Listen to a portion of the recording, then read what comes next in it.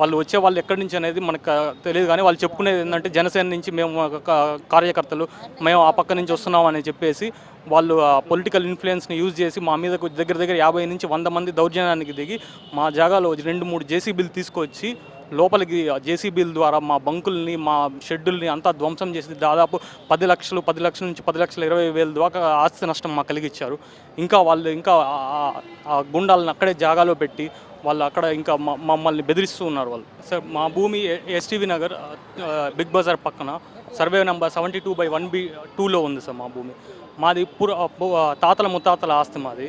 మా నాన్న మా తాత వాళ్ళ తమ్ముడు అందరూ దాంట్లోనే వ్యవసాయం చేశారు.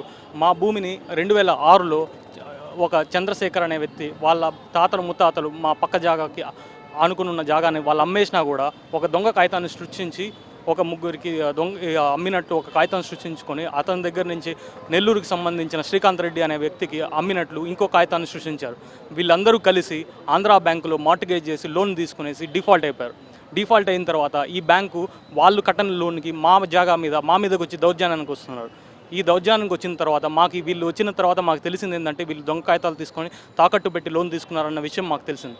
వెంటనే మేము వీళ్ళ మీద కోర్టు ద్వారా 420 కేసులు రిజిస్టర్ చేయించాం.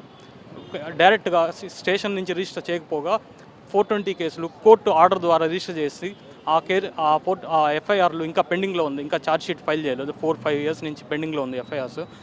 ఇప్పుడు వీళ్ళు ఏం చేశారంటే పొలిటికల్ పవర్ ఇంకా రెవెన్యూ అథారిటీస్ని ఇన్ఫ్లుయెన్స్ చేసి ఆ రికార్డుల్లో ఉన్న పేర్లు కూడా మార్చడానికి ప్రయత్నిస్తున్నారు వీళ్ళు.